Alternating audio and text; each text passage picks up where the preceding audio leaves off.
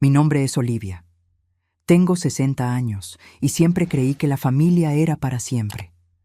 Hasta el día en que mi hijo Ricardo levantó la mano contra mí, no una ni dos, sino 15 veces.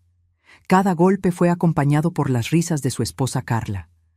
Lo que no imaginaban es que la casa donde me humillaron todavía estaba a mi nombre, y que mi venganza se serviría no con gritos, sino con el silencio helado de los documentos legales.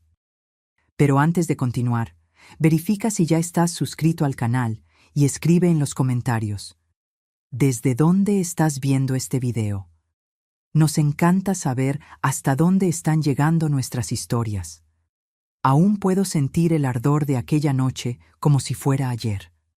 Era un domingo cualquiera, de esos en que las familias se reúnen para cenar.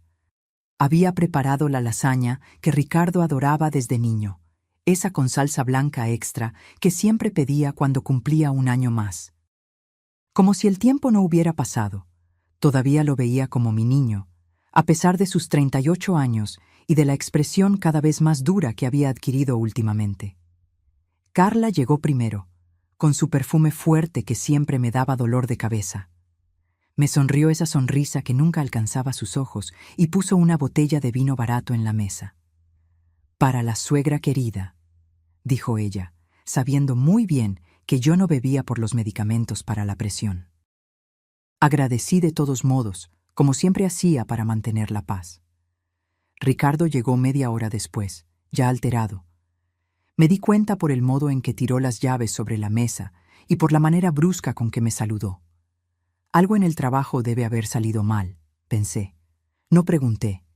Ya conocía sus accesos de ira cuando lo contrariaban. Nos sentamos a la mesa y serví la comida en silencio. Fue entonces cuando comenté, sin pensarlo mucho, que el grifo de la cocina goteaba y que necesitaba reparación. «El grifo de mi casa, querrás decir», respondió él, enfatizando la palabra como si necesitara recordarme que yo vivía allí por su bondad. Pero la verdad era otra.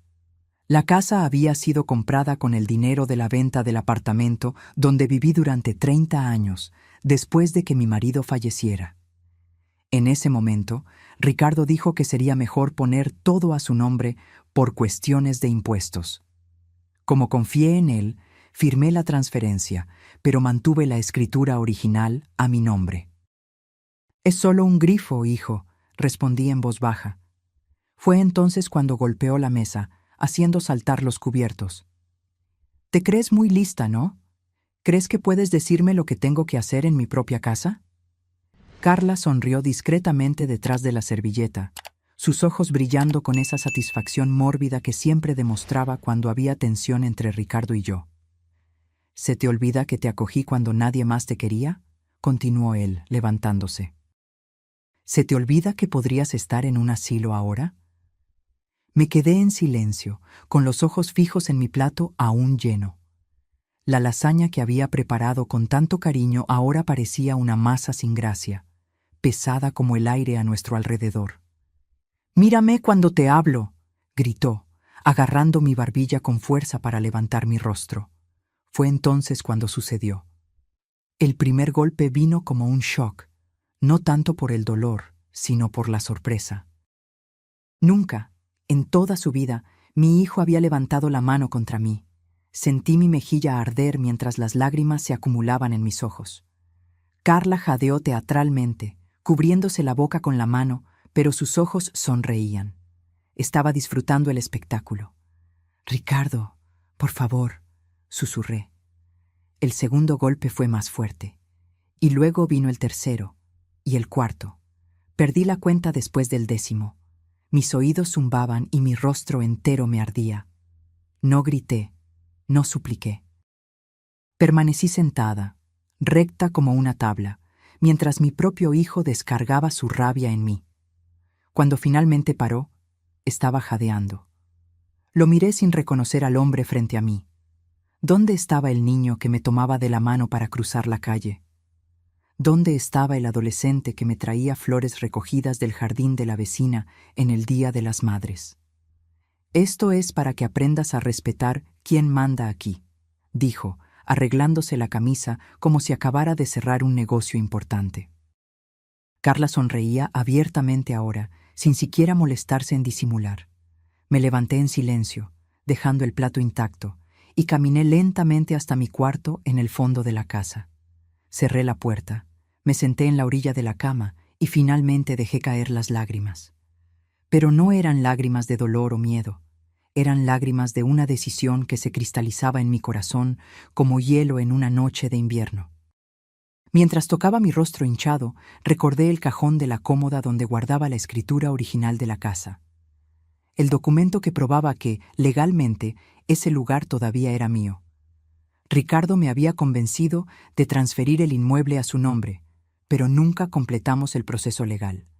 Él solo tenía un contrato privado, sin valor jurídico real. Esa noche, mientras escuchaba sus risas en la sala de estar como si nada hubiera pasado, saqué la escritura del cajón y la puse en una carpeta. Por la mañana, cuando salieran a trabajar, visitaría a mi viejo amigo Jorge, un abogado jubilado que aún mantenía contactos en el medio jurídico. Me acosté vestida, sin poder dormir bien. Las horas se arrastraban mientras planeaba cada paso de lo que haría. No sería una venganza ruidosa o violenta. Sería silenciosa y definitiva, como el hielo que ahora ocupaba el lugar donde antes existía amor maternal. Cuando el sol nació, oí los pasos de Ricardo por el pasillo, luego el ruido de la ducha y finalmente la puerta principal cerrándose de golpe. Carla salió enseguida, el sonido de sus tacones resonando por la casa vacía. Esperé media hora más para asegurarme de que no volverían por algo olvidado. Puse la carpeta con los documentos en el bolso, me puse mi abrigo más cálido, ese que Ricardo llamaba trapo viejo, y salí por la puerta trasera. El día estaba nublado y frío, como si el tiempo conspirara con mi humor. Caminé 3 cuadras hasta llegar a la casa de Jorge en Coyoacán. Él abrió la puerta todavía en pijama, pero su expresión cambió al ver mi rostro hinchado. «Olivia, Dios mío, ¿qué te pasó?» «Necesito tu ayuda, Jorge», dije simplemente, entrando cuando él me abrió paso. «Necesito vender una casa». Jorge me sirvió un café mientras examinaba los documentos que yo había traído. Sus ojos iban del papel a mi rostro hinchado, conectando los puntos sin que yo necesitara explicarle todo en detalle. Era un hombre inteligente y había conocido a mi difunto marido. «La escritura está a tu nombre», confirmó él, ajustándose las gafas. «Ricardo nunca registró la transferencia ante notario. Legalmente la casa sigue siendo tuya, Olivia». Sentí un frío alivio recorrer mi cuerpo. Entonces, ¿puedo venderla? «Sí, puedes», respondió Jorge, poniendo la taza sobre la mesa. «¿Pero estás segura de esto? Es tu hijo después de todo». Toqué ligeramente mi mejilla hinchada. Un hijo que hizo esto en mi propia casa, frente a su esposa que se rió de mí. Estoy segura, Jorge. Él asintió gravemente. Conozco a una pareja que está buscando una casa por esa zona, en Lomas de Chapultepec. Pueden pagar al contado y cerrar el negocio rápidamente, si es lo que deseas. Es exactamente lo que deseo, respondí. Quiero que todo se haga mientras ellos estén en el trabajo. Quiero que Ricardo vuelva a casa hoy y encuentre a extraños viviendo allí. Jorge dudó. Olivia, esto es justo, completé. Es justo, Jorge. No estoy pidiendo nada más que lo que me pertenece por derecho. Él no discutió más. En su lugar, tomó el teléfono y comenzó a hacer llamadas. Primero a la pareja interesada, luego a un notario amigo suyo en Polanco, después a una empresa de mudanzas. Mientras lo observaba organizando todo, me sentí ligera por primera vez en años. Antes del mediodía, estaba firmando los papeles de la venta en una notaría en el centro de Ciudad de México. La pareja compradora, los Mendoza, parecía amable y emocionada con la compra repentina. No preguntaron sobre las extrañas circunstancias, quizás porque el descuento en el precio era demasiado atractivo para plantear preguntas. «Pueden mudarse hoy mismo», dije al entregarles las llaves. «La casa está amueblada, pero pueden hacer lo que quieran con los muebles». «No quiero nada de ese lugar. La señora Mendoza tomó mis manos entre las suyas. Gracias por vendernos su casa. Siempre soñamos con vivir en ese barrio. No tuve el coraje de decirle que ese lugar ya no era un sueño para mí, sino una pesadilla. Simplemente sonreí y les deseé felicidad. Jorge me acompañó hasta el banco para depositar el dinero de la venta. ¿Qué vas a hacer ahora, Olivia? ¿Dónde vas a vivir? Tengo una amiga en San Miguel de Allende que siempre me ofreció una habitación. Me quedaré con ella por un tiempo, hasta que decida qué hacer con el dinero. Tal vez compre un apartamento pequeño para mí. En realidad, yo ya sabía exactamente lo que haría. Parte del dinero sería donado a una institución que albergaba mujeres víctimas de violencia doméstica. El resto compraría un pequeño rancho en las afueras de Querétaro, donde podría tener la paz que tanto merecía después de décadas cuidando de otros. Mientras caminábamos, Jorge se detuvo de repente. «Olivia, ¿no vas a llevar tus cosas personales? ¿Ropa? ¿Documentos? ¿Fotos?» Negué con la cabeza. Ya tomé lo esencial anoche. El resto son solo cosas. Puedo comprar otras. La verdad es que no quería nada que me recordara esa vida, ni siquiera las fotos de Ricardo de niño. Ese niño que sonreía en las fotografías había muerto hace mucho tiempo, reemplazado por el hombre que levantó la mano contra su propia madre. Al mediodía, los camiones de mudanza ya estaban en la casa, cargando los muebles de los Mendoza. Jorge les había explicado la situación, pidiendo discreción. Acordaron terminar la mudanza antes de las 6 de la tarde, hora en que Ricardo normalmente regresaba del trabajo. No fui hasta allí para mirar. No quería ver esa casa nunca más. En su lugar, tomé un taxi hasta la terminal de autobuses de Taxqueña y compré un boleto para San Miguel de Allende. Mientras esperaba el autobús, le envié un mensaje a mi amiga Elena avisándole que estaba en camino.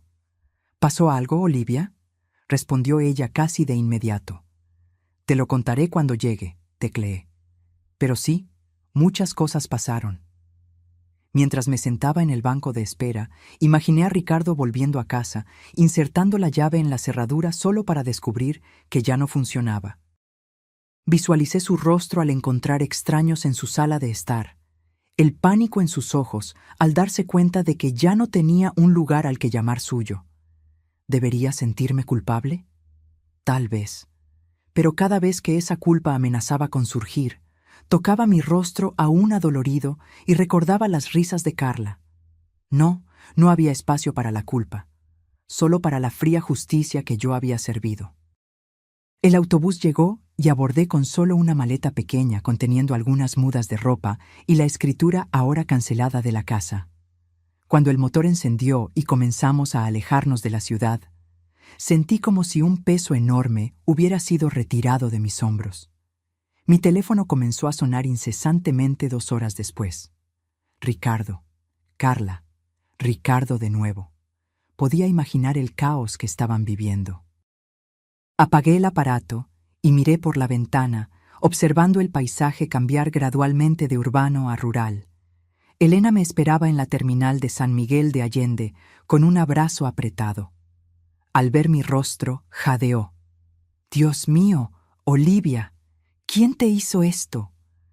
«Mi hijo», respondí simplemente, permitiéndome finalmente llorar en los brazos de mi amiga de décadas. Pero esto se acabó ahora.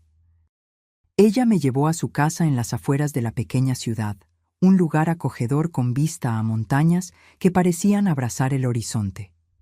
Nos sentamos en su balcón con tazas de té caliente mientras yo le contaba todo lo que había sucedido. «¿Vendiste la casa mientras ellos estaban en el trabajo?», preguntó Elena, incrédula. Asentí. La casa era mía. Siempre lo fue. Ricardo solo creía que era de él. Elena negó con la cabeza, impresionada. «¿Y ahora? ¿Qué vas a hacer?»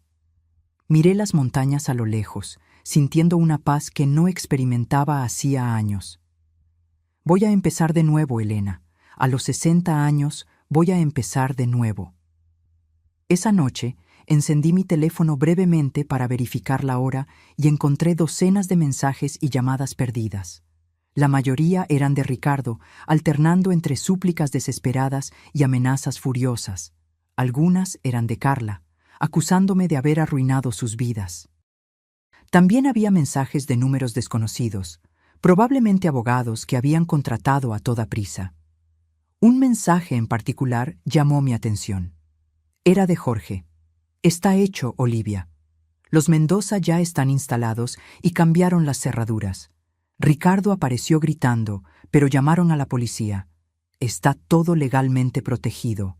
Descansa en paz. No era un descansa en paz de muerte, sino de vida. Una nueva vida que yo construiría a partir de las cenizas de la antigua.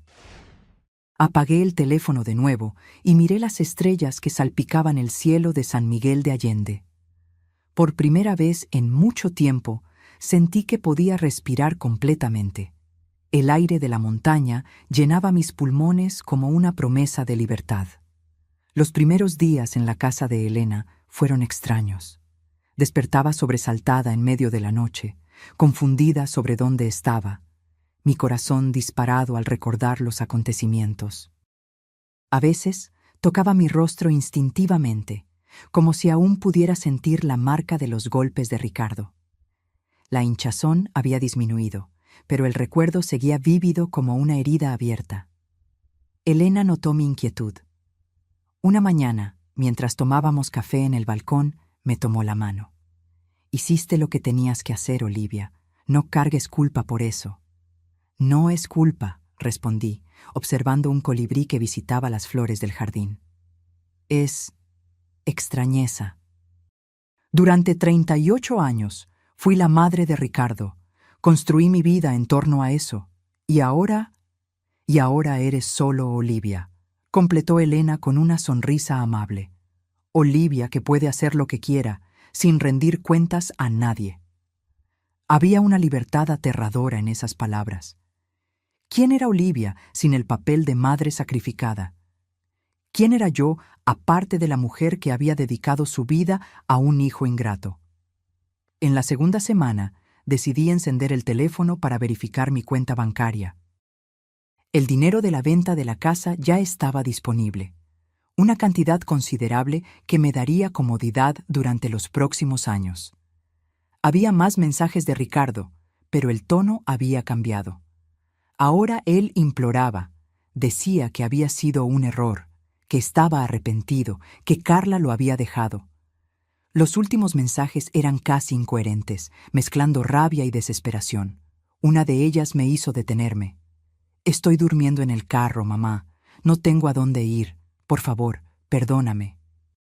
Sentí un pinchazo en el pecho, ese instinto maternal que nunca desaparece completamente.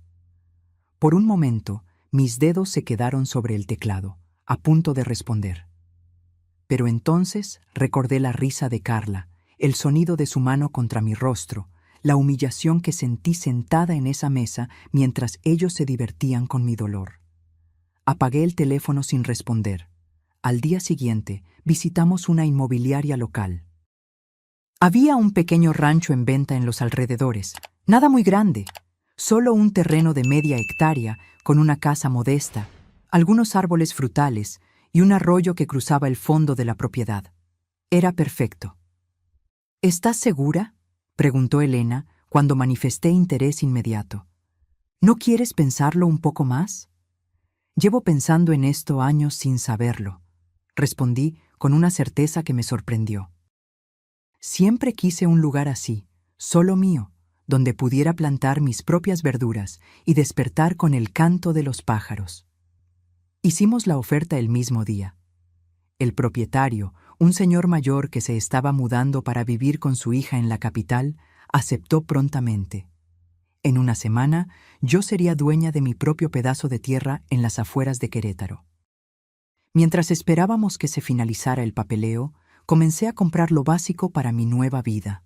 Ropa sencilla, algunos utensilios de cocina, semillas para plantar.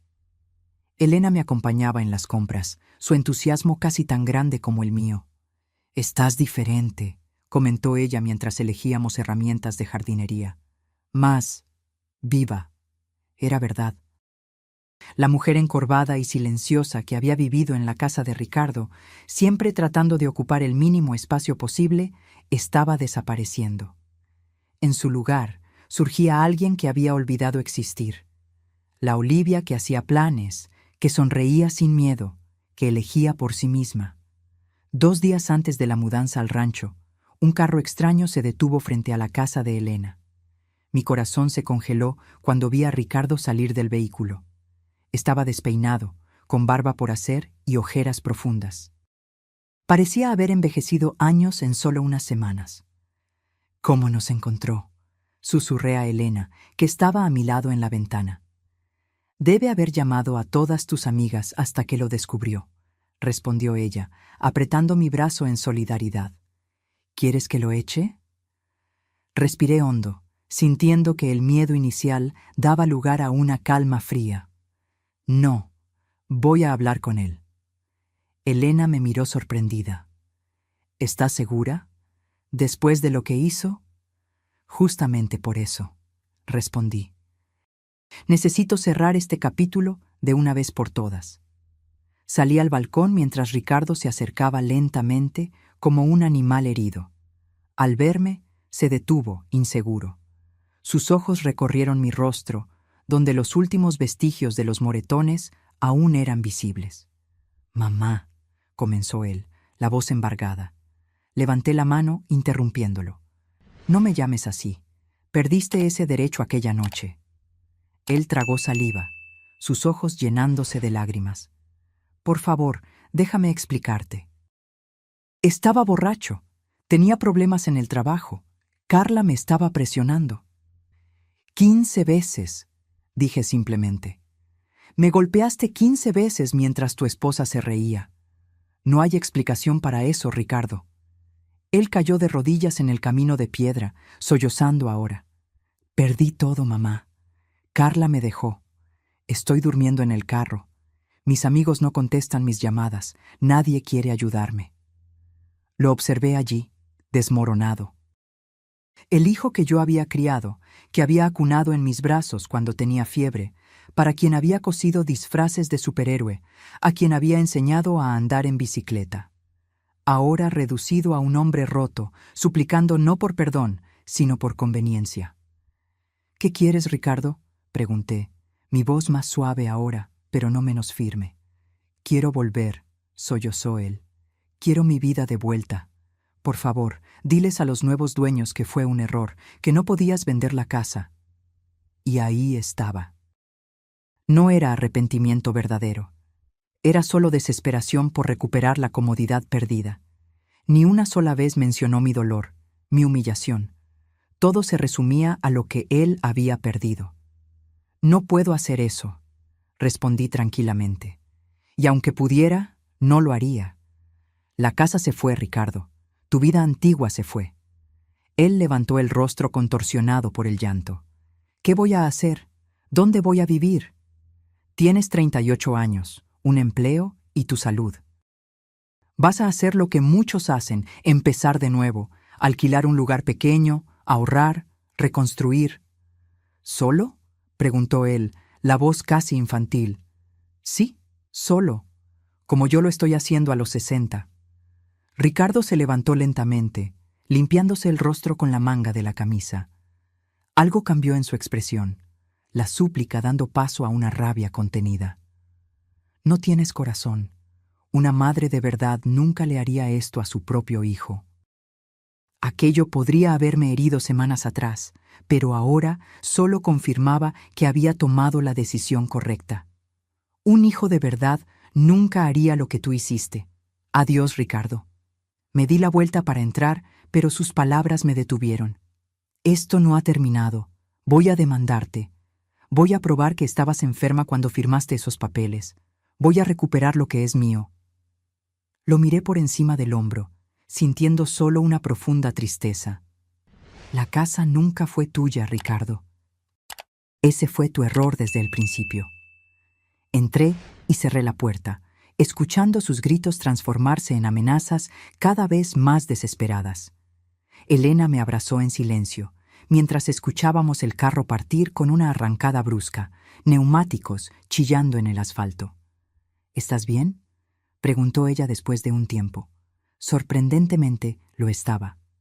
El encuentro que tanto temía había ocurrido, y en lugar de quebrarme, había confirmado mi fuerza. Ricardo no estaba arrepentido por lo que había hecho, solo estaba desesperado por lo que había perdido. «Estoy mejor de lo que imaginaba», respondí honestamente. Esa noche recibí una llamada de Jorge. «Olivia, Ricardo me buscó. Está amenazando con presentar una demanda». «No tiene caso, ¿verdad?», pregunté, sintiendo un leve temblor de preocupación. «Absolutamente ninguno», garantizó Jorge. «La casa estaba legalmente a tu nombre. Estabas en pleno goce de tus facultades mentales cuando vendiste, y tenemos las testigos de la agresión si es necesario. Está fanfarroneando por desesperación. Gracias, Jorge, por todo. Solo ten cuidado, Olivia. Las personas desesperadas pueden hacer cosas impensadas». Después de la llamada, me quedé pensando en las palabras de Jorge.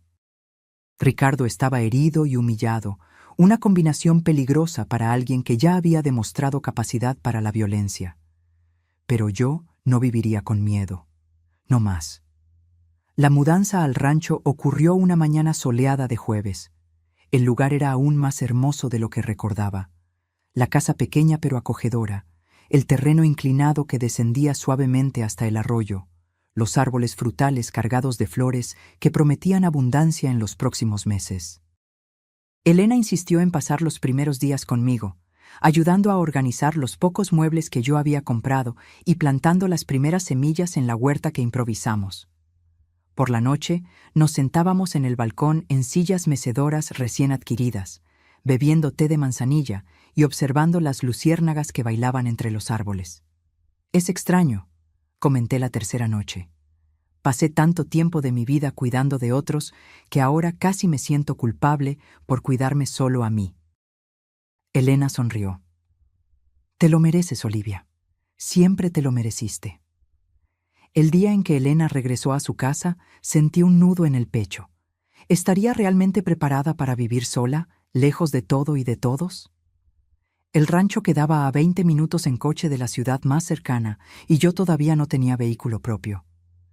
«Estaré a una llamada de distancia», garantizó Elena al despedirse, «y vendré a visitarte siempre que pueda. Además, conocerás a los vecinos pronto. Son buenas personas por aquí, en el campo de Querétaro». Cuando su carro desapareció en el camino de tierra, me senté en el balcón y observé mi pequeño reino. La soledad que temía no llegó. En su lugar, sentí una paz profunda, como si finalmente hubiera encontrado mi lugar en el mundo. En las semanas siguientes establecí una rutina sencilla. Despertaba con el amanecer, preparaba un café fuerte e iba a cuidar la huerta antes de que el calor del día se intensificara. Las primeras plántulas ya comenzaban a aparecer: lechugas, zanahorias, tomates, hierbas aromáticas. Ver esas pequeñas vidas creciendo bajo mis cuidados me traía una satisfacción que yo jamás había experimentado. Después, dedicaba algunas horas a explorar el terreno, descubriendo sus secretos. Encontré un mango antiguo escondido entre otros árboles, un pequeño banco de piedra cerca del arroyo que el propietario anterior debió haber construido, e incluso un nido de colibríes en un arbusto florido cerca de la ventana de la cocina. Por las tardes leía los libros que siempre quise leer, pero nunca tuve tiempo. Novelas, biografías, libros sobre jardinería y cocina. O simplemente me sentaba en el balcón con mi cuaderno, escribiendo pensamientos, recuerdos, planes para el futuro. Era como redescubrir una versión de mí misma que había sido silenciada durante décadas. Los vecinos más cercanos, los Fernández, vinieron a presentarse después de una semana. Una pareja de jubilados que cultivaba café en un rancho más grande a 1 kilómetro de distancia. Trajeron pan casero y mermelada de jabuticaba, fruta brasileña, mantengo el nombre, como regalo de bienvenida. «Si necesita cualquier cosa, solo tiene que gritar», dijo el señor Fernández con una sonrisa amable. Aquí en el campo nos cuidamos unos a otros. Su esposa me invitó a un almuerzo de domingo, donde conocí a otros vecinos de la región. Personas sencillas, genuinas, que me acogieron sin hacer preguntas sobre mi pasado. Era refrescante ser solo Doña Olivia del Rancho Nuevo, en lugar de la mamá de Ricardo o la señora que fue agredida por su hijo. Una tarde, mientras recogía algunas hierbas para la cena, oí el ruido de un carro acercándose. Mi corazón se disparó instantáneamente. ¿Sería Ricardo? ¿Habría encontrado mi dirección? Dejé caer la canasta de hierbas y corrí dentro de la casa, espiando nerviosamente por la ventana. Era solo el cartero, entregando un paquete que Elena había enviado. Semillas de flores que no encontrábamos en la región. Respiré aliviada, pero me di cuenta de que el miedo todavía estaba allí, escondido bajo la superficie de mi nueva vida. Por la noche, sentada en el balcón con una taza de té, reflexioné sobre ese miedo. Yo había reconstruido mi vida, encontrado paz e incluso una nueva comunidad que me acogía. Pero aún me asustaba el ruido de un carro desconocido. ¿Ricardo todavía tenía ese poder sobre mí? Decidí que no permitiría eso. A la mañana siguiente llamé a Jorge. «Necesito saber cómo está», dije sin rodeos. No por preocupación maternal, sino por mi propia paz mental. Jorge se quedó en silencio por un momento. Él desistió de la demanda, Olivia. Consultó a algunos abogados y todos dijeron lo mismo. No tenía caso. Por lo que sé, alquiló un apartamento pequeño en un suburbio de Monterrey y está tratando de reorganizarse. ¿Y Carla? Volvió con sus padres en Guadalajara, por lo que oí. Parece que el matrimonio ya estaba por un hilo antes de este incidente. La pérdida de la casa fue solo el empujón final. Absorbí esa información en silencio. Ricardo estaba siguiendo adelante, reconstruyendo su vida como yo le había dicho que haría. Por alguna razón, esto me trajo alivio, no porque me preocupara su bienestar, sino porque significaba que tenía menos razones para intentar encontrarme. Gracias, Jorge. Era eso lo que necesitaba saber. Olivia, dijo él antes de que yo colgara, ¿estás feliz allí? La pregunta me tomó por sorpresa. ¿Feliz? Era una palabra que no usaba hacía tanto tiempo que casi había olvidado su significado. Estoy en paz, respondí finalmente, y creo que, para mí, eso es felicidad. Con el paso de los meses, mi pequeño rancho floreció. La huerta ya producía vegetales suficientes no solo para mi consumo, sino también para intercambiar con los vecinos por otros ítems. Huevos frescos, pan casero, leche. Los árboles frutales comenzaron a dar sus primeros frutos, y yo aprendí a hacer mermeladas y compotas con la señora Fernández. Compré algunas gallinas para tener huevos frescos, y un perro, un mestizo color caramelo, que apareció en la carretera un día y decidió que mi patio sería su nuevo hogar. Lo llamé Popcorn, palomitas, porque saltaba de alegría cuando me veía llegar con su comida. Una mañana recibí una visita inesperada. Era Elena, acompañada de una señora mayor que no reconocí de inmediato. «Olivia, esta es Matilde», presentó Elena. Ella dirige el refugio para mujeres víctimas de violencia en la ciudad, en Querétaro. Solo entonces recordé. Había donado una parte considerable del dinero de la venta de la casa a esa institución, sin revelar mi identidad. Matilde tomó mis manos entre las suyas. Vine personalmente a agradecer. Su donación nos permitió reformar el techo que se estaba cayendo y comprar camas nuevas para los niños. Un nudo se formó en mi garganta. No tiene que agradecer. Solo espero que ayude a otras mujeres a encontrar la fuerza que yo tardé tanto en encontrar. Usted es un ejemplo para todas nosotras, dijo Matilde con los ojos llorosos. Elena me contó su historia. Lo que hizo exige una valentía que pocas tienen. No me consideraba valiente. Solo había hecho lo que era necesario para sobrevivir. Pero viendo la gratitud en los ojos de aquella mujer, me di cuenta de que mi historia podría significar algo para otras personas aparte de mí misma. En ese mismo día, después de la partida de las visitantes, me senté a la mesa de la cocina y comencé a escribir. No un simple registro en mi diario, sino el inicio de un libro. Mi historia, contada no con rabia o amargura, sino como un testimonio de que nunca es tarde para empezar de nuevo, para exigir respeto, para encontrar paz. Escribí todas las noches durante semanas, las palabras fluyendo como el arroyo que cruzaba mi propiedad, a veces calmado, a veces turbulento, pero siempre siguiendo adelante. Escribí sobre los golpes, sobre la humillación, sobre la venta de la casa, sobre mi renacimiento en el rancho. Escribí sin reservas, poniendo en el papel dolores que nunca había compartido con nadie. Cuando terminé el manuscrito, se lo envié a Elena, que se lo mostró a una amiga que trabajaba en una pequeña editorial. Para mi sorpresa, se interesaron en publicarlo. Su historia puede ayudar a otras mujeres a encontrar su propia fuerza, dijo la editora por teléfono. Especialmente mujeres mayores que creen estar atrapadas en situaciones abusivas. El lanzamiento del libro Empezar de nuevo a los 60 ocurrió en una pequeña librería de la ciudad, 6 meses después. Yo estaba nerviosa, insegura si había hecho lo correcto al exponer mi vida tan abiertamente. ¿Y si Ricardo lo leía? ¿Y si intentaba impedírmelo?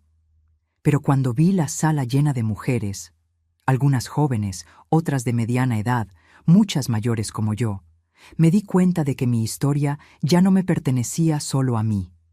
Era un faro para otras que aún estaban perdidas en la oscuridad que yo conocía tan bien. ¿Cómo encontró la valentía?, preguntó una señora durante la sesión de autógrafos, sus manos temblorosas sosteniendo mi libro. Pensé por un momento antes de responder. No fue valentía lo que encontré primero, fue dignidad. La valentía vino después, cuando me di cuenta de que merecía más de lo que estaba recibiendo. Ella asintió, con lágrimas en los ojos, y susurró un gracias que cargaba el peso de décadas de silencio. Al final del evento, cuando la librería ya estaba casi vacía, noté a un hombre parado cerca de la puerta. Mi corazón falló un latido cuando reconocí a Ricardo. Más delgado, más viejo, observándome de lejos con una expresión que no pude descifrar. Nuestras miradas se cruzaron a través de la librería casi vacía. Ricardo no se acercó, solo se quedó allí, parado como una estatua cerca de la puerta. Sentí mi cuerpo endurecerse, preparándose instintivamente para una confrontación. Elena, que estaba a mi lado organizando los libros no vendidos, percibió mi tensión. ¿Es él?, susurró, siguiendo mi mirada. Asentí ligeramente, incapaz de desviar los ojos del hombre que un día llamé hijo. Parecía diferente, no solo más delgado, sino de alguna manera disminuido, como si se hubiera encogido dentro de su propia ropa. El aire de arrogancia que siempre lo acompañaba había desaparecido. ¿Quieres que le pida que se vaya?, ofreció Elena, su tono protector. No, respondí, sorprendida con mi propia calma. Está todo bien. Me levanté y caminé lentamente en dirección a él, sintiéndome extrañamente poderosa en mi vestido nuevo, un regalo que había comprado para mí misma con el primer adelanto del libro. Ricardo permaneció inmóvil, sus ojos registrando cada paso mío como si estuviera viendo un fantasma. Me detuve a unos metros de él, manteniendo una distancia segura.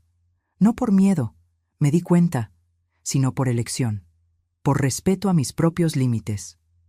«Hola, Ricardo», dije simplemente.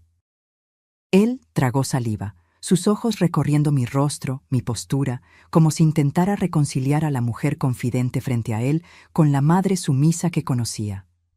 «Estás diferente», comentó finalmente, su voz baja e incierta. «Lo estoy», confirmé. No había necesidad de explicar más. Él sostenía un ejemplar de mi libro, noté. Los bordes ya estaban ligeramente doblados, como si hubiera sido leído varias veces. «Vine a darte esto», dijo él, extendiendo un sobre blanco. «No es mucho, pero es lo que puedo pagar ahora». Miré el sobre sin tomarlo. «¿Qué es esto?» «Dinero», respondió, aún extendiendo el sobre. «Comencé a ahorrar después de que leí tu libro, un poco cada mes, para reembolsarte por la casa».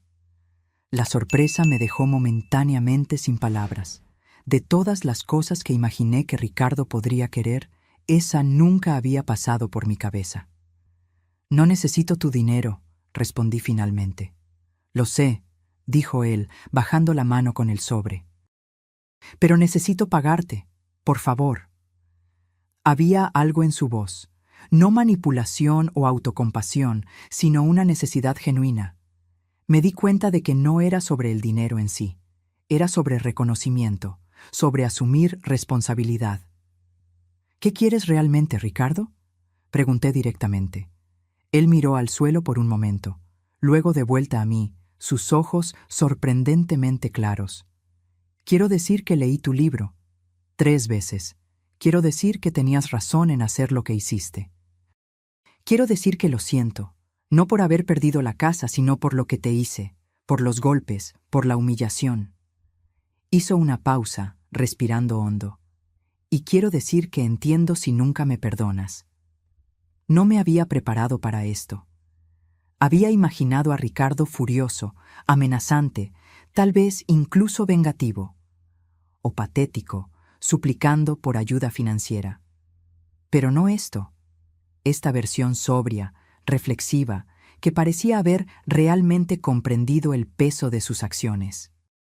«¿Dónde estás viviendo ahora?», pregunté, cambiando de tema mientras procesaba sus palabras. «Alquilé un apartamento pequeño cerca del trabajo», respondió él.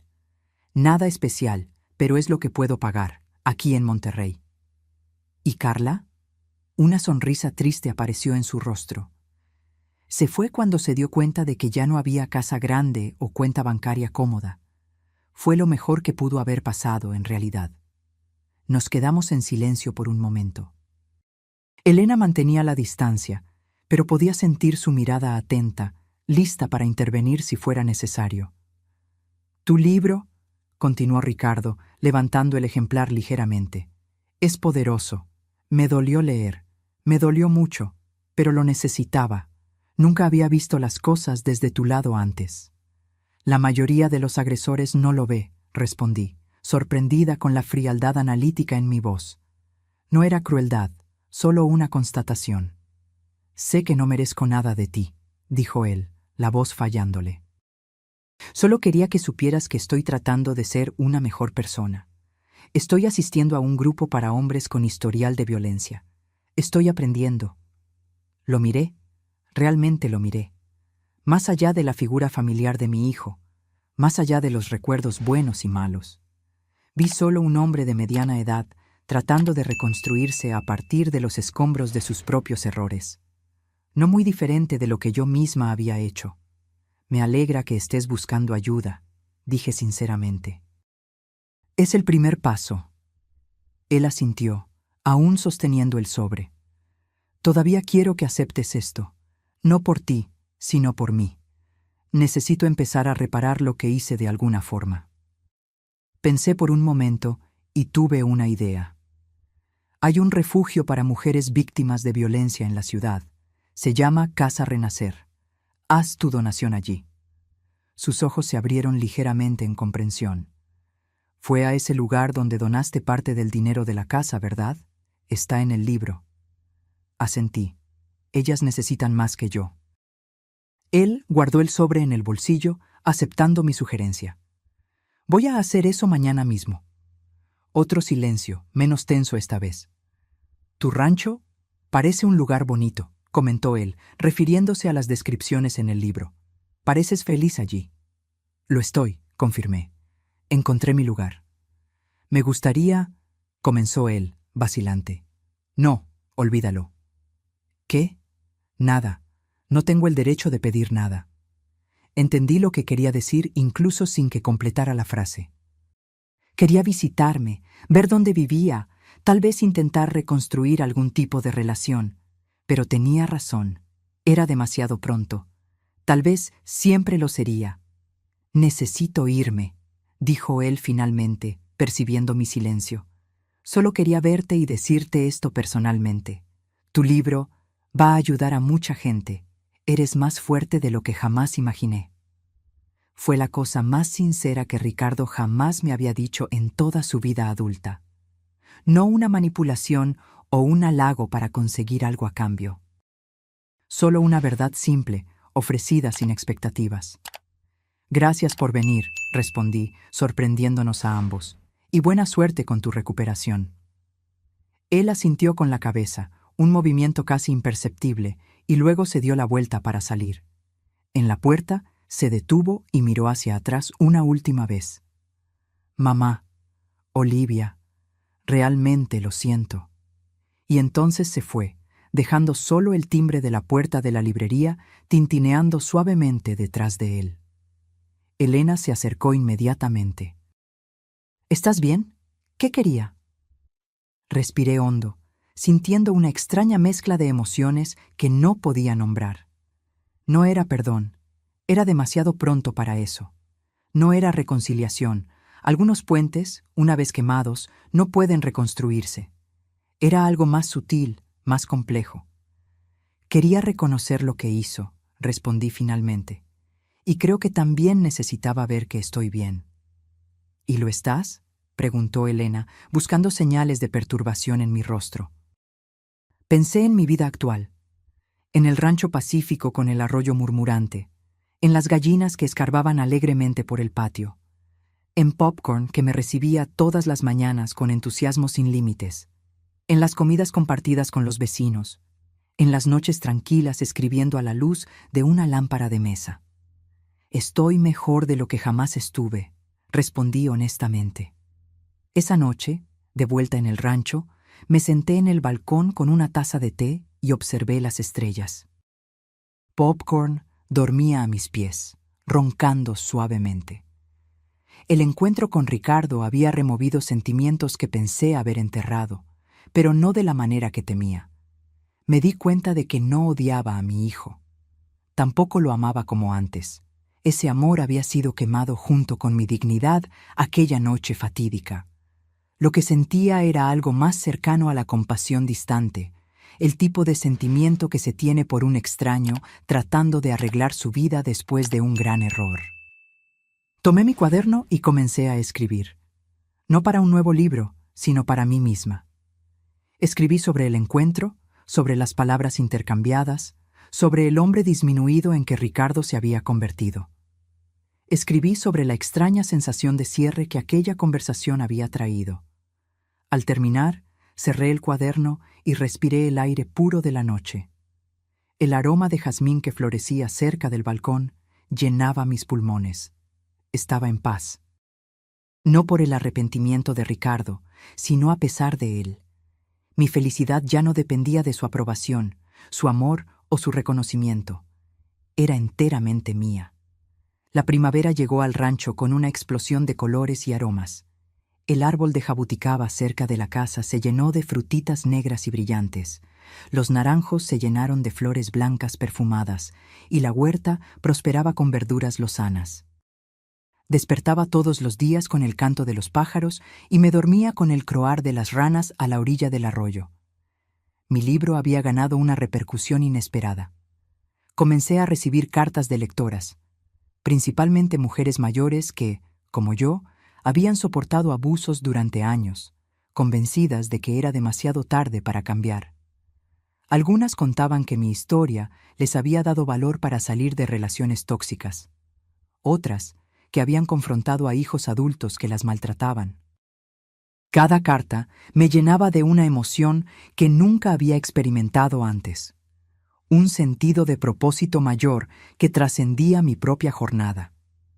Una mañana, recibí una llamada de Matilde, la directora del refugio para mujeres. Olivia, tenemos una situación delicada aquí. Una señora de 72 años llegó ayer, después de huir de su hijo que la mantenía prácticamente en arresto domiciliario. Está muy frágil y asustada. Leyó su libro e insiste en hablar con usted. Sé que es mucho pedir, pero... Voy hoy mismo, respondí sin dudar. Le pedí un aventón al señor Fernández, que iba a la ciudad esa tarde. El refugio quedaba en una casona antigua reformada, con un jardín acogedor en la entrada. Matilde me recibió en la puerta con un abrazo. Está en la habitación del fondo, explicó mientras me guiaba por los pasillos. Su nombre es Eleonora. Era maestra antes de jubilarse. El hijo asumió control total de su pensión y la aisló de todos sus amigos. Ella escapó cuando él salió a trabajar. Nos detuvimos frente a una puerta sencilla, pintada de amarillo suave. Matilde golpeó levemente. «Doña Eleonora, Olivia está aquí para verla». Entré sola en la habitación modesta pero cómoda. Sentada en un sillón cerca de la ventana estaba una señora pequeña y frágil, con cabellos blancos cuidadosamente peinados. Sus manos huesudas sostenían mi libro, las páginas visiblemente gastadas de tantas lecturas. Cuando me vio, sus ojos se iluminaron. «¿Es realmente usted, la autora?». Sonreí, sentándome en la silla a su lado. «Soy yo misma. Matilde me dijo que usted quería conocerme». Ella tomó mis manos con sorprendente fuerza. «Su libro me salvó la vida, ¿sabía? Lo leí a escondidas, cuando Augusto salía. Cada página me daba un poquito más de valor». Sentí mis ojos humedecerse mientras ella contaba su historia, los pequeños abusos que fueron escalando a lo largo de los años, la forma en que el hijo controlaba cada aspecto de su vida, desde la ropa que usaba hasta lo que comía, el aislamiento creciente, el miedo constante. Cuando leí sobre cómo usted vendió la casa y reconstruyó su vida, pensé, si ella pudo a los 60, yo puedo a los 72, dijo Eleonora, sus ojos brillando con una determinación recién descubierta. Ayer finalmente tuve el valor. Tomé solo mis documentos y una muda de ropa. Caminé 4 cuadras hasta encontrar un taxi. El conductor me trajo directo para acá. «Usted fue muy valiente», dije sinceramente. Ella negó con la cabeza. «No tanto como usted. Yo solo huí. Usted enfrentó. Usted le hizo pagar por lo que hizo». «Cada una de nosotras encuentra su propio camino hacia la libertad», respondí. «Lo importante es dar el primer paso». Pasamos la tarde conversando. Eleonora había sido maestra de literatura durante 40 años, antes de que el hijo la convenciera de vender su casa e ir a vivir con él después de la muerte de su marido. Lo que comenzó como una convivencia aparentemente normal, pronto se transformó en control absoluto. «El dinero de la venta de mi casa desapareció», contó ella. «Augusto decía que estaba invirtiendo para mí, pero nunca vi un centavo. Cuando comencé a cuestionar, él se puso agresivo. Primero eran solo gritos, luego empujones, hasta que un día me encerró en la habitación por haber llamado a una antigua colega de trabajo. Era una historia que yo conocía demasiado bien, no solo por mi propia experiencia, sino por las decenas de cartas que había recibido desde la publicación del libro. El patrón era siempre el mismo: aislamiento, control financiero, intimidación, violencia. «¿Qué va a hacer ahora?», pregunté. Una sonrisa determinada surgió en su rostro arrugado. «Voy a demandar a Augusto para recuperar mi dinero. Matilde ya me puso en contacto con un abogado que trabaja pro bono para el refugio. Y después, bueno, siempre quise vivir cerca del mar, tal vez en Veracruz. Antes de irme, prometí visitarla de nuevo y mantener contacto. Le di mi número de teléfono y la dirección del rancho, diciendo que sería bienvenida cuando estuviera lista para una visita. «Usted me dio más que un libro», dijo ella al despedirse. «Me dio un futuro». De vuelta al rancho, sentada en el carro del señor Fernández, me quedé en silencio, reflexionando sobre el encuentro. Yo había entrado en la vida de Eleonora a través de las páginas de un libro, y de alguna forma eso había cambiado el curso de su existencia. Era una responsabilidad que yo nunca había imaginado. «¿Todo bien, doña Olivia?», preguntó el señor Fernández, notando mi silencio. «Sí», respondí, mirando por la ventana las montañas que se acercaban, anunciando la proximidad de casa. Solo pensando en cómo da vueltas la vida. Las visitas al refugio se hicieron regulares. Una vez al mes iba a la ciudad de Querétaro para conversar con las mujeres que buscaban refugio allí. No solo Eleonora, sino otras que llegaban con historias igualmente dolorosas. No me consideraba una consejera o terapeuta, solo alguien que podía decir «yo entiendo» y realmente significar eso. Con el tiempo, Matilde sugirió que yo formalizara esas visitas como un grupo de apoyo. Las mujeres se abren con usted de una manera diferente, explicó ella. Usted representa una posibilidad real de empezar de nuevo, especialmente para las mayores. Fue así como nació Empezando Juntas, un grupo que se reunía quincenalmente en el refugio. Allí, mujeres de todas las edades compartían sus historias, sus miedos, sus pequeñas victorias. Yo solo moderaba, ofreciendo mi propia experiencia cuando parecía útil. En una de esas reuniones, una joven de 20 años planteó una cuestión que me tomó desprevenida. «Doña Olivia, ¿usted perdonó a su hijo?»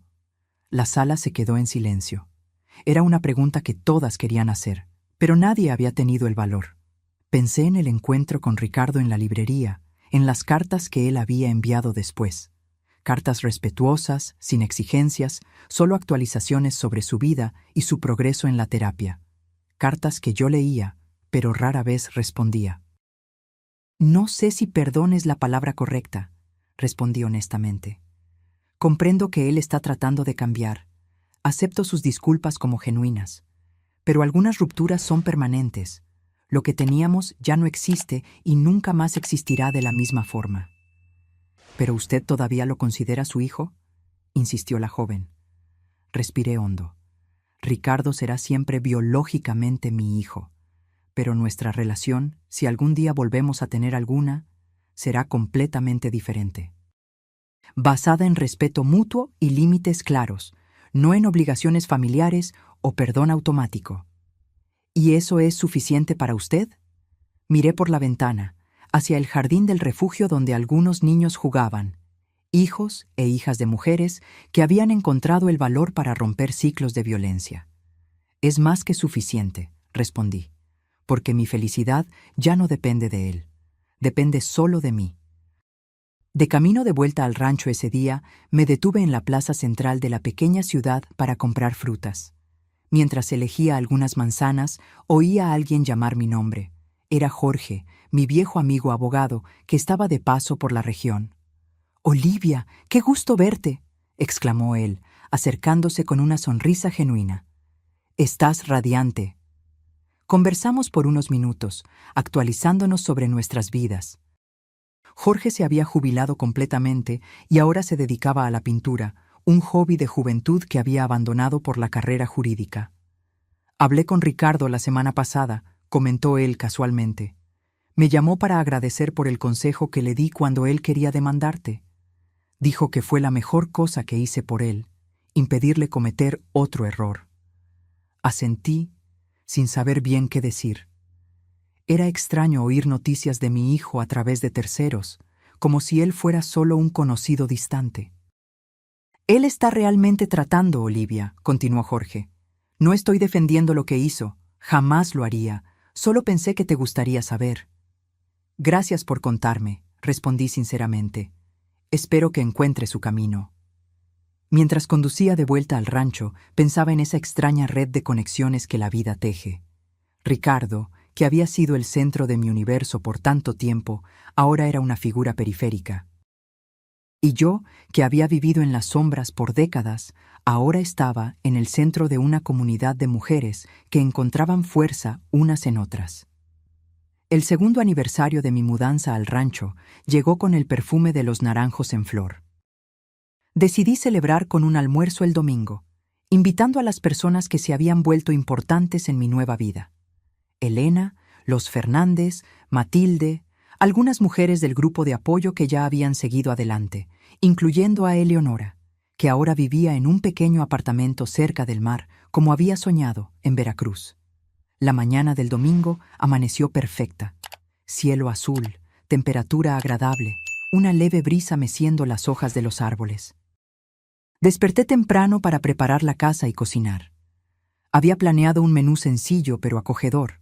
Arroz, frijoles, una gallina de rancho en salsa con papas de mi huerta, ensalada de hojas frescas y de postre, un pastel de elote con anís que mi madre solía hacer. Mientras cocinaba, Popcorn dormitaba perezosamente cerca de la estufa, ocasionalmente abriendo un ojo para verificar si algún trozo de comida caería accidentalmente para él.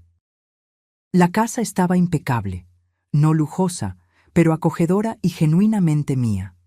En las paredes había enmarcado algunas acuarelas que comencé a pintar en los últimos meses, incentivada por Elena.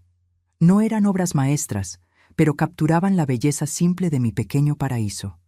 El arroyo, los árboles, el amanecer visto desde el balcón. Los invitados comenzaron a llegar alrededor del mediodía. Elena fue la primera, trayendo un pie de limón como contribución. Los Fernández vinieron enseguida, con una botella del café especial que producían. Matilde llegó con 2 mujeres del refugio que yo aún no conocía, presentándolas con cariño. Eleonora apareció acompañada por una amiga de la infancia que había reencontrado después de décadas de separación forzada. Arreglamos una gran mesa en el balcón, cubriéndola con un mantel colorido bordado que había comprado en el mercado de la ciudad. Las conversaciones fluían naturalmente, risas resonaban por el terreno, historias eran compartidas sin prisa. Observé aquel grupo diverso reunido en mi casa, personas que hacía 2 años yo ni siquiera conocía, pero que ahora formaban parte integral de mi día a día.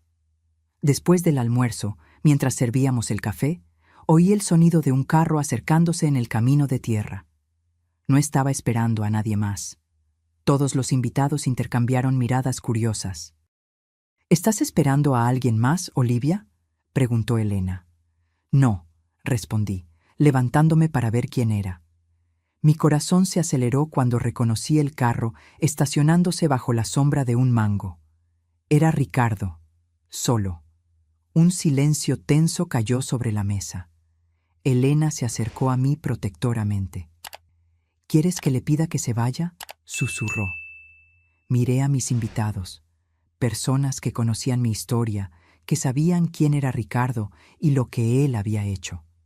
Algunos parecían preocupados, otros curiosos. Eleonora tenía una expresión particularmente tensa, tal vez reviviendo sus propios traumas. No, respondí finalmente. Voy a hablar con él. Caminé hasta el carro con pasos firmes. Ricardo salió vacilante, vistiendo una camisa sencilla y pantalones de mezclilla. Parecía nervioso, sosteniendo un pequeño envoltorio en las manos. «Disculpa aparecer sin avisar», dijo él cuando me acerqué. Llamé varias veces, pero nadie contestó. «Estamos almorzando», expliqué, indicando la mesa en el balcón con un gesto. «Es el aniversario de 2 años de mi mudanza para acá». Él miró a los invitados, que no hacían esfuerzo para disimular que observaban nuestra interacción. «No sabía que tenías visitas. ¿Puedo volver otro día?» Dudé. Parte de mí quería decir sí, que volviera otro día, o mejor, que no volviera nunca. Pero otra parte, una parte que me sorprendió, quería cerrar de una vez por todas este capítulo. «¿Qué quieres, Ricardo?», pregunté directamente. Él extendió el pequeño paquete. «Te traje esto. Es tu cumpleaños número 62 la próxima semana. Yo no quería dejarlo pasar desapercibido». Me sorprendió que él recordara la fecha. En los últimos años viviendo en su casa, mi cumpleaños rara vez recibía más que un feliz cumpleaños murmurado a toda prisa. «¿Puedo?», preguntó, indicando el paquete. Asentí, tomándolo con cuidado. Era ligero, envuelto en papel sencillo con una cinta discreta. «Gracias». Un silencio incómodo se instaló entre nosotros. Ricardo miraba a sus pies, luego a la casa, al terreno, a cualquier lugar excepto mis ojos. «Tu rancho es bonito», comentó finalmente. «Exactamente como lo describiste en el libro». «Es mi hogar ahora», respondí. Él asintió. «Pareces bien, feliz». «Lo estoy», confirmé. Más silencio. Detrás de mí podía sentir las miradas atentas de mis invitados, especialmente de Elena, siempre protectora. «Ricardo, tengo visitas», dije gentilmente pero con firmeza. «¿Por qué no me dices lo que realmente te trajo aquí?» Él respiró hondo, finalmente encontrando mi mirada. «Voy a mudarme al sur, a Tuxtla Gutiérrez. Conseguí un empleo allí. Parto la próxima semana». La noticia me tomó desprevenida. «Oh, ¿eso es bueno para ti?» «Creo que sí», respondió él. «Es un nuevo comienzo, lejos de los recuerdos, de las personas que conocieron al hombre que yo era. Hizo una pausa, tragando saliva.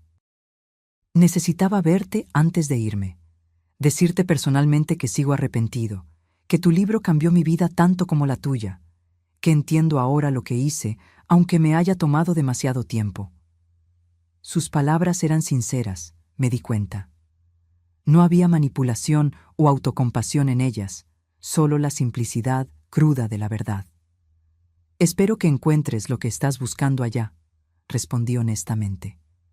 Ricardo miró al balcón, donde mis amigos intentaban disimular su observación atenta. Construiste una vida bonita aquí, nuevas personas, nuevo propósito. Él sonrió tristemente. Me alegro por ti, de verdad. En ese momento, sentí algo cambiar dentro de mí. No era perdón. Algunas heridas son demasiado profundas para sanar completamente. Era más como soltar una carga que ni sabía que todavía llevaba. Ricardo ya no tenía poder sobre mi felicidad o mi paz. Era solo una persona de mi pasado que estaba siguiendo su camino, así como yo había seguido el mío. Gracias por venir a despedirte, dije, y buena suerte en Tuxtla Gutiérrez. Él asintió, pareciendo entender que ese era el cierre que ambos necesitábamos. No abrazos emocionados, no promesas de reconciliación, solo un reconocimiento mutuo y respetuoso de nuestros caminos separados. Adiós, Olivia, dijo él, usando mi nombre en lugar de mamá. Un pequeño gesto que demostraba comprensión de los nuevos límites. Adiós, Ricardo. Él entró en el carro y partió lentamente por el camino de tierra, levantando una pequeña nube de polvo detrás de sí.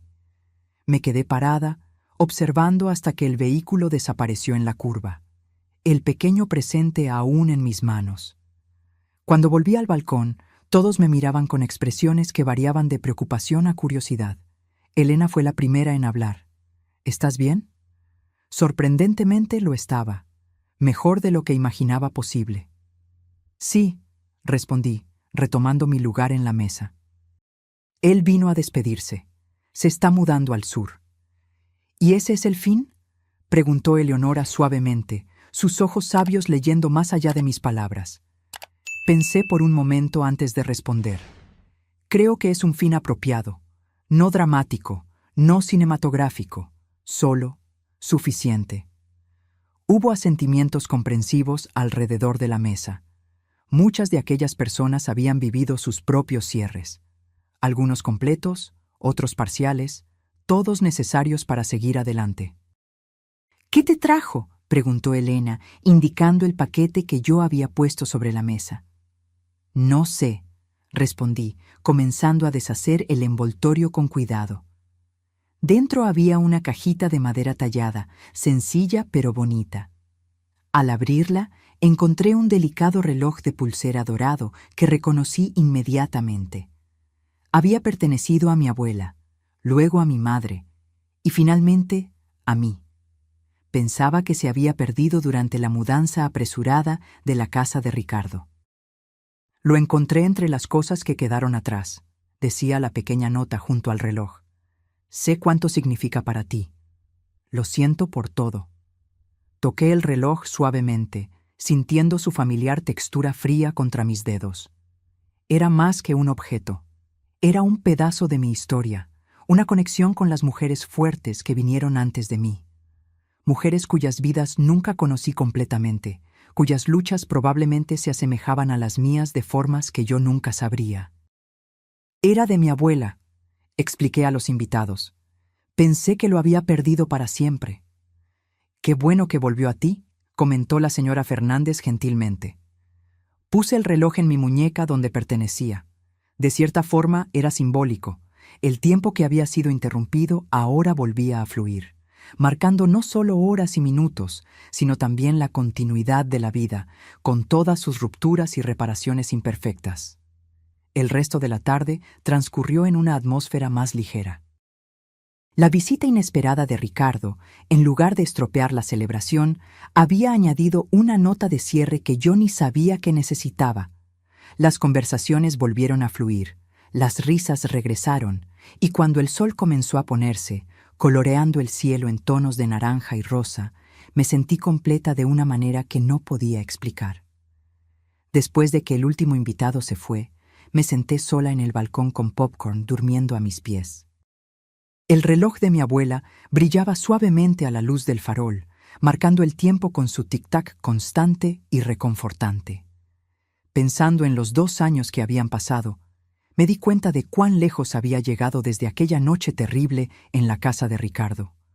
La mujer que temblaba bajo los golpes de su hijo, que se encogía ante la risa maliciosa de la nuera, que aceptaba la humillación en silencio, ella se había transformado en alguien que apenas reconocía. No porque esa nueva versión de mí fuera una extraña, sino porque era quien yo siempre debía haber sido.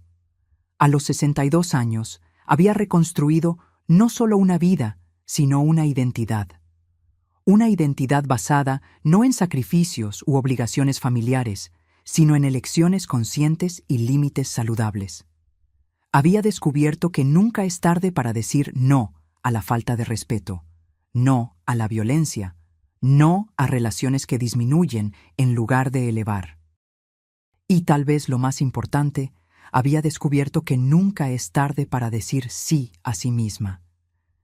El sol desapareció completamente en el horizonte, dejando solo un último halo de luz dorada. Me levanté, llamé a Popcorn y entré en la casa que había hecho verdaderamente mía. Mañana sería otro día en mi nueva vida.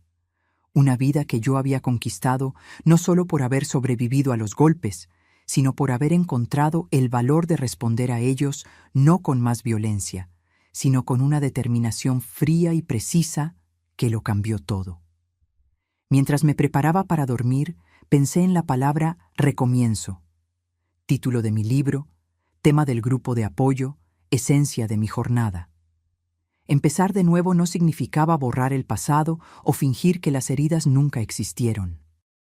Significaba construir algo nuevo y mejor sobre las cicatrices, usándolas como fundación en lugar de permitir que fueran prisiones. Ricardo estaba empezando de nuevo en Tuxtla Gutiérrez. Eleonora estaba empezando de nuevo a la orilla del mar en Veracruz. Otras mujeres estaban empezando de nuevo en el refugio, en los pequeños apartamentos de la ciudad, en las nuevas relaciones que construían. ¿Y yo? Yo había empezado de nuevo aquí, entre naranjos y jabuticabeiras, con un perro caramelo y un arroyo murmurante, rodeada por personas que me veían por lo que yo era, no por lo que podían extraer de mí. El tiempo me había enseñado que la venganza no necesita ser ruidosa o violenta para ser eficaz. A veces, la mejor respuesta a la crueldad es simplemente negarse a ser disminuida por ella. Construir una vida tan plena y alegre que aquellos que intentaron quebrarnos se vuelven irrelevantes, no por odio, sino por crecimiento. Esta era mi verdad a los 62 años, que la vida puede florecer más bellamente después de una tormenta devastadora, que las raíces más fuertes a menudo crecen en suelo que fue completamente removido, que nunca, jamás, es demasiado tarde para decir, esta vida es mía. Y para cualquier mujer escuchando mi historia, sea ella joven o mayor, atrapada en relaciones abusivas o solo comenzando a identificar las señales de alerta, mi mensaje es claro: usted merece respeto, usted merece paz, usted merece una vida que sea verdaderamente suya. Y si yo, a los 60 años, pude encontrar el valor de empezar de nuevo después de décadas de sumisión, usted también puede. No importa su edad, su situación financiera, sus miedos. El primer paso es el más difícil, pero cada paso después de él se vuelve un poco más fácil, hasta que un día usted se encuentra caminando, no, bailando, en dirección a una libertad que ni sabía que existía. Ahora, si te gustó esta historia, haz clic en suscribirse y dime en los comentarios qué parte te dejó boquiabierto. Y no olvides hacerte miembro para tener acceso a videos exclusivos que no publico aquí. Te espero allí.